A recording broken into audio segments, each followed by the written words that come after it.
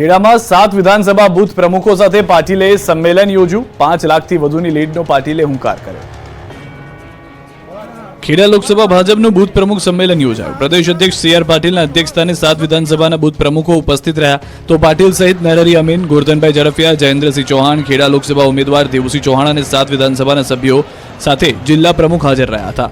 આ ઉપરાંત સંમેલનમાં ખેડા લોકસભાની 7 વિધાનસભામાં જેમાં માતર, નડિયાદ, મહુધા, મહેમદાબાદ, કપડવંજ, ધોળકા અને દસક્રોઈ વિધાનસભામાં બૂથ પ્રમુખો ઉપસ્થિત રહ્યા હતા। સંમેલનમાં પાટીલે હુંકાર કર્યો કે આ વખતે પણ 5 લાખથી વધુની લીડની ગુજરાત 26 બેઠકો જીતવાની છે તો કોંગ્રેસના ઉમેદવારોની ડિપોઝિટ પાછી ન મળવી જોઈએ તેમ પણ જણાવ્યું। સાથોસાથ તમામ કાર્યકર્તાઓને આગેવાનોનો જુસ્સો પણ વધાર્યો હતો। જૂનાગઢ લોકસભા બેઠક પર હીરા જોટવાના નામની જાહેરાત થતા સોમનાથ મહાદેવના દર્શન કરી પ્રચારના શ્રી ગણેશ કર્યા। જોટવા સવારે સોમનાથ પહોંચતા જ ઢોલ નગારાના તાલે સમર્થકોએ તેમનું સ્વાગત કર્યું। સોમનાથ દાદાને શીશ ઝુકાવ્યા બાદ સોમનાથ મંદિર નજીક શોપિંગ સેન્ટરના વેપારીઓ સાથે મુલાકાત કરી પ્રચાર કર્યો। જૂનાગઢ લોકસભા બેઠક પર કોંગ્રેસે 15 વર્ષ બાદ ફરી એકવાર આહિર સમાજના નેતા હીરા જોટવા પર પસંદગીનો કળશ ઢોળ્યો। 15 વર્ષ પહેલા કોંગ્રેસના સ્વર્ગીય જશુ બારડને કોંગ્રેસે મેદાનમાં ઉતાર્યા હતા ત્યારે ફરી એક વખત ભાજપના કોળી ઉમેદવાર અને વર્તમાન સાંસદ રાજેશ ચુડાસમા સામે કોંગ્રેસે હીરાભાઈને લોકસભાના ચૂંટણી જંગમાં ઉતાર્યા છે। મીડિયા સાથેની વાતચીતમાં હીરાભાઈએ જીતનો વિશ્વાસ વ્યક્ત કર્યો। સાથે જ ભાજપ પર પ્રહાર કરતા કહ્યું કે હવે લોકોને ભાજપ પર વિશ્વાસ નથી। બાયડના ધારેશ્વર મહાદેવ મંદિરમાં તસ્કરો ત્રાટક્યા। ચોરી કરતા પહેલા ચોરે મહાદેવની પૂજા કરી। ચોરીની ઘટનાઓ તો બહુ થઈ પરંતુ અરવલ્લીના બાયડમાં એક ચોર અલગ જ અંદાજમાં દેખાયો। જો કે તેણે ભગવાનના ધામ એટલે કે મંદિરને જ ટાર્ગેટ બનાવ્યું પરંતુ ચોરી કરતા તેણે જે કર્યું એ ચોંકાવનારું હતું। અનોખી ચોરીની આ ઘટના સીસીટીવી કેમેરામાં કેદ થઈ। મંદિરમાં ધાર પાડવા આવેલા ચોરે પહેલા મહાદેવની પૂજા કરી અને પછી ચોરીને અંજામ આપ્યો। મંદિરના તમામ દેવસ્થાન આગળના પૈસા લઈ ખિસ્સામાં મૂક્યા। છેલ્લે દાનપેટી ઉઠાવી ચોર ચાલી નીકળ્યો। અરવલ્લી જિલ્લાના બાયડ ખાતે ચોરીની આ વિચિત્ર ઘટના સીસીટીવી કેમેરામાં કેદ થઈ। બાયડમાં આવેલ ધારેશ્વર મહાદેવ મંદિરમાં તસ્કરે ખાતર પાડ્યું। નવાઈની બાબત એ હતી કે ચોરી કરવા આવેલા ચોરે પહેલા મંદિરમાં પૂજા અર્ચના કરી ત્યારબાદ દેવસ્થાન પાસે મૂકેલા પૈસા અને દાનપેટી ચોરીને રવાના થઈ ગયો। બનાવ અંગેની જાણ થતાં જ પોલીસે સીસીટીવીના આધારે ચોરને દબોચી લેવા પ્રયાસો શરૂ કર્યા છે। આ ઘટના 20 માર્ચના રોજ બની હોવાનું સામે આવ્યું। દ્વારકાના 21 ટાપુ પર લોકોને જવા પર લગાવાયો પ્રતિબંધ। અધિક કલેક્ટરે જાહેરનામું બહાર પાડ્યું। દેશ વિરોધી પ્રવૃત્તિ અટકે તે માટે દ્વારકા ટાપુને લઈને તંત્રએ મહત્વનો નિર્ણય લીધો। દ્વારકાના અધિક કલેક્ટરે દરિયા કિનારે આવેલા 21 ટાપુ પર લોકોની અવરજવર પર પ્રતિબંધ લગાવ્યો છે। દરિયાના રસ્તે થતી દેશી વિરોધી પ્રવૃત્તિ અટકાવવા દ્વારકાના અધિક કલેક્ટરે મોટો નિર્ણય લીધો છે। કલેક્ટરે દરિયા કિનારે આવેલા 21 ટાપુ પર લોકોની અવરજવર પર પ્રતિબંધ લગાવ્યો છે। 3 જૂન 2024 સુધી લોકોને અવરજવર ન કરવા માટે જાહેરનામું બહાર પડાયું છે। મહત્વનું છે કે દ્વારકા જિલ્લામાં કુલ 24 ટાપુ આવેલા છે જેમાં ફક્ત 2 ટાપુ પર જ માનવ વસાહત છે જ્યારે 22 ટાપુઓ પર માનવ વસાહત નથી। ત્યારે સમુદ્ર રસ્તે દેશ વિરોધી પ્રવૃત્તિઓને રોકવા માટે દ્વારકા અધિક કલેક્ટરે 21 ટાપુ પર લોકોની અવરજવર માટે પ્રતિબંધ ફરમાવ્યો છે। દેશની સુરક્ષાની દ્રષ્ટિએ નિર્જન ટાપુ પર જવા તંત્રએ રોક લગાવી છે। આ 21 નિર્જન ટાપુ પર કોઈ પણ વ્યક્તિ ધાર્મિક પ્રવૃત્તિના નામ પર દેશ વિરોધી પ્રવૃત્તિ હાથ ન ધરે તે બાબતે સુરક્ષા વ્યવસ્થા ચુસ્ત કરાઈ છે। ઉનાળાની શરૂઆત થતાં જ ભાવનગરમાં પાણીનો પોકાળ શરૂ થયો। અત્યારથી જ ટેન્કર રાજ શરૂ થયું। ભાવનગર શહેરમાં અત્યારથી જ પાણીની પારાયણ શરૂ થઈ। હજુ તો ઉનાળો લાંબો ચાલશે ત્યારે આગામી દિવસોમાં કેવી સ્થિતિ સર્જાશે એ વિચારીને સ્થાનિકો ચિંતામાં ઘેરાયા। ભાવનગરમાં પાણી આવક કરતાં જ આવક વધી જવાથી આગામી દિવસોમાં મહીપરિયેજ યોજનામાંથી વધુ પાણી ઉપાડવાનો નિર્ણય મહાનગરપાલિકાએ કર્યો છે। જોકે કેટલાક વિસ્તારમાં ઓછા પ્રેશરથી પાણી વિતરણ થતાં ટેન્કરથી પાણી પહોંચાડવાનું શરૂ કરાયું તો કેટલાક વિસ્તારોમાં ટેન્કરની માંગ પણ વધી છે। સ્થાનિક લોકોનું કહેવું છે કે મનપા પાણી પૂરતું હોવાના દાવા કરે છે પણ શહેરના ઘણા વિસ્તારમાં પાણી ફોર્સથી આવતું નથી અને ના છૂટકે મોટર મૂકીને પાણી ખેંચવું પડે છે। ભાવનગર શહેરના મોટાભાગના જળાશયોમાં હાલ તળિયા દેખાવા લાગ્યા છે। જિલ્લાના 13 ડેમમાંથી માત્ર 6 ડેમમાં 60 થી 70% પાણી બચ્યું છે જ્યારે અન્ય ડેમોમાં માત્ર 20 થી 35% જ પાણી છે। ભાવનગર જિલ્લામાં આ વર્ષે સિંચાઈ અને પીવાના પાણીની સમસ્યા ઊભી થાય તેવા એંધાણ વર્તાઈ રહ્યા છે। ભાવનગર શહેરમાં શેત્રુંજી ડેમ, બોર તળાવ અને મહીપરિયેજ યોજના પાણી માટે મુખ્ય સ્ત્રોત છે। શહેરમાં દરરોજ 175 MLD પાણી જરૂરિયાત છે જેની સામે હાલ 170 MLD પાણી આવી રહ્યું છે।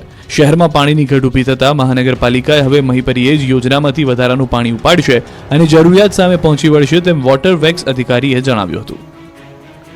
ધોમધખતા તાપ વચ્ચે અમદાવાદમાં રોગચાળો વકર્યો। 16 સિવિલ દર્દીઓથી ઉભરાઈ। અમદાવાદમાં ગરમીના કારણે હીટ સ્ટ્રોકના દર્દીઓ વધ્યા। એપ્રિલ માસમાં જ અંગ દજાડતી ગરમીએ લોકોને હેરાન પરેશાન કરી નાખ્યા। વધુ પડતી ગરમીના કારણે લોકોમાં હીટસ્ટ્રોકની અસર વધુ જોવા મળી. સોલા સિવિલ હોસ્પિટલમાં રોજના 15 થી 16 દર્દી હીટસ્ટ્રોકના આવી રહ્યા છે. એપ્રિલની શરૂઆતથી જ હીટસ્ટ્રોકના કેસમાં વધારો થતા તંત્ર દોડતું થયું. ચક્કર આવવા, બેભાન થવું, માથાનો દુખાવો થવો જેવી ફરિયાદો સાથે આવતા દર્દીઓની સંખ્યામાં વધારો થયો છે.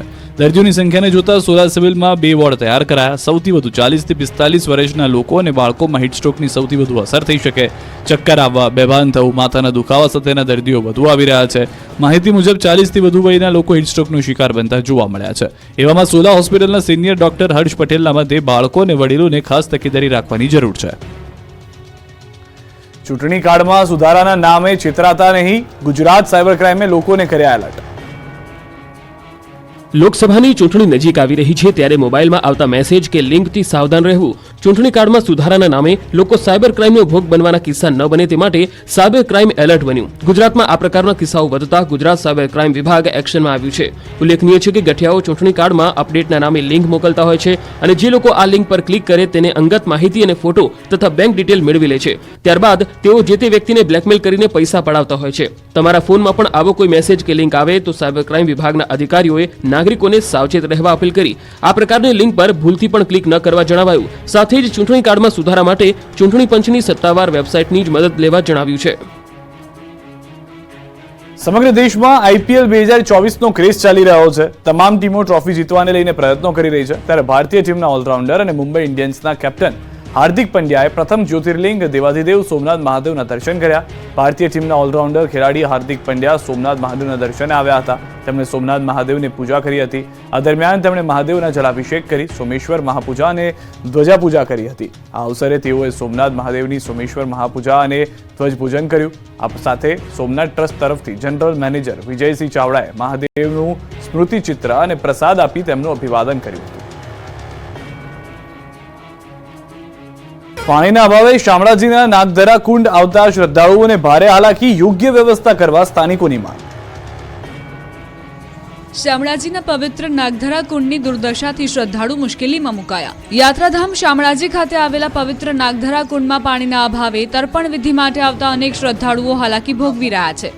શામળાજી ખાતે મેશ્વો ડેમની તળેટીમાં આવેલા નાગધરા કુંડમાં પિતૃ તર્પણનું વિશેષ મહત્વ છે. પોતાના સ્વજનના મૃત્યુ બાદ રોજે રોજ અનેક લોકો અહીં તર્પણ વિધિ માટે આવે છે. પરંતુ છેલ્લા કેટલાક સમયથી આ નાગધરા કુંડમાં પાણી અને સફાઈના અભાવે ગંદકીનું સામ્રાજ્ય છવાયું છે, જેના કારણે મોટી સંખ્યામાં અહીં આવતા શ્રદ્ધાળુઓને ભારે મુશ્કેલીનો સામનો કરવો પડે છે. કુંડમાં હાલ એક પણ ટીપું પાણી નહીં હોવાના કારણે તર્પણ વિધિ માટે આવતા લોકોને સ્નાન માટે ક્યાં જવું તે એક મોટો પ્રશ્ન છે. દિવસ દરમિયાન અનેક લોકો આ હાલાકીનો સામનો કરવાની સાથે તેઓની આસ્થા દુભાઈ છે. આવા સંજોગોમાં આ નાગધરા કુંડમાં નિયમિત સફાઈ અને પાણી ભરવામાં આવે તેવી માંગ અહીં આવતા લોકો કરી રહ્યા છે. મહત્વનું છે કે યાત્રાધામ શામળાજી એક ઐતિહાસિક મહત્વ ધરાવતું સ્થાન છે. અહીં પિતૃ અને માતૃ બંને તર્પણ વિધિનું વિશેષ મહત્વ હોવાનું પણ દંતકથાઓમાં કહેવાયું છે. વર્ષો અગાઉ સરકાર દ્વારા લાખોના ખર્ચે સ્થાનનો વિકાસ કરવામાં આવ્યો હતો, પરંતુ યોગ્ય જાળવણીના અભાવે આ પવિત્ર આસ્થાનું સ્થાન ખંડેર બની ચૂક્યું છે, જેથી અહીં સ્વચ્છતા અને પાણીની વ્યવસ્થા કરવા લોકોની માંગ ઉઠી છે. વડોદરામાં ઉલ્ટા ચોર કોટવાલ કો દાટે જેવો ઘાટ સર્જાયો. કેટલાક શખ્સોએ ઢોર પાર્ટીની ટીમના કર્મીઓને ધમકાવ્યા. કુંભારવાડામાં ઢોર પાર્ટીની ટીમ સાથે કરી તકરાર. કર્મીઓને ધમકાવતા શખ્સો કેમેરામાં કેદ થયા. બોલાચાલી બાદ ગાયો છોડાવી જતા મામલો ગરમાયો. તંત્રની કામગીરીમાં શખ્સોએ અડચણ ઊભી કરતા કાર્યવાહી. સમગ્ર મામલે તંત્રે આરોપીઓ સામે કરી ફરિયાદ. મુકેશ રબારી, મહેશ રબારી, નિલેશ યાદવ સામે ફરિયાદ. કુંભારવાડા. નમસ્કાર, આપ જોઈ રહ્યા છો ગુજરાતની number 1 news channel news 18 Gujarati. આપણું ગુજરાત સાથે હું છું સિદ્ધાર્થ દોડકિયા. મહત્વના સમાચારથી કરીએ શરૂઆત. ચૂંટણીના ગરમ માહોલ વચ્ચે ગુજરાતના ખેડૂતો માટે માઠા સમાચાર.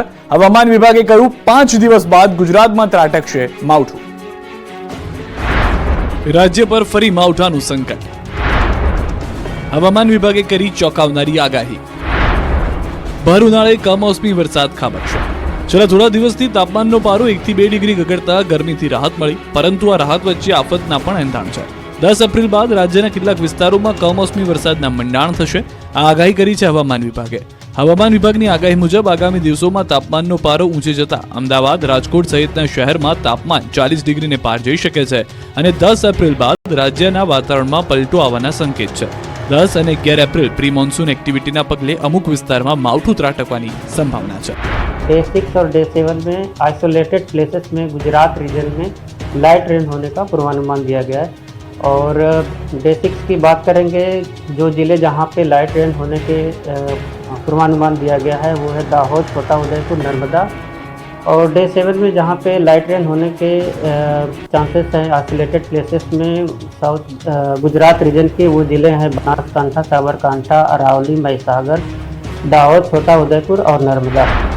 કમોસમી વરસાદની આગાહીથી રાજ્યના ખેડૂતો ચિંતામાં મુકાયા. જો માવઠું થશે તો કેરી સહિતના બાગાયતી પાક અને ઘઉં, જીરું સહિતના ઉનાળુ પાકને નુકસાન થવાની ભીતિ સેવાઈ રહી છે. વગર વરસાદે છલોછલ થયો બોટાદનો ડેમ. ભર ઉનાળે બોટાદનો રમાઘાટ ડેમ છલકાયો. કાળઝાળ ગરમી વચ્ચે ડેમ છલકાવાના આ દ્રશ્યો જોઈને જગતના તાતના હૈયે ટાઢક મળી.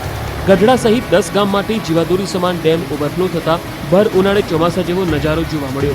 સૌની યોજના અંતર્ગત પાણી છોડાતા બોટાદનો રમાઘાટ ડેમ છલકાઈ ગયો. ડેમ છલકાતા ગઢડા સહિત આસપાસના ગામોના ખેડૂતોમાં ખુશીનો માહોલ જોવા મળ્યો.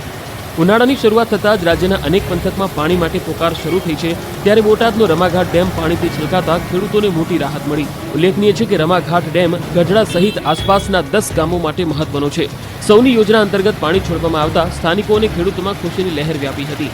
આ ડેમમાં પાણી ભરવા માટે સ્થાનિક ખેડૂતોએ રજૂઆત કરી હતી. જો કે સૌની યોજના અંતર્ગત વગર વરસાદે ડેમ ભરાતા શહેરીજનો અને ખેડૂતો ખુશખુશાલ જોવા મળ્યા. ડેમમાં પાણીની આવકથી ગઢડા તેમજ માંડવધાર, રામપરા, કેરાડા, અડતાળા, પીપળ, લાખણકા, તતાણા સહિતના ગામોને સિંચાઈ અને પીવાના પાણીનો ફાયદો થશે.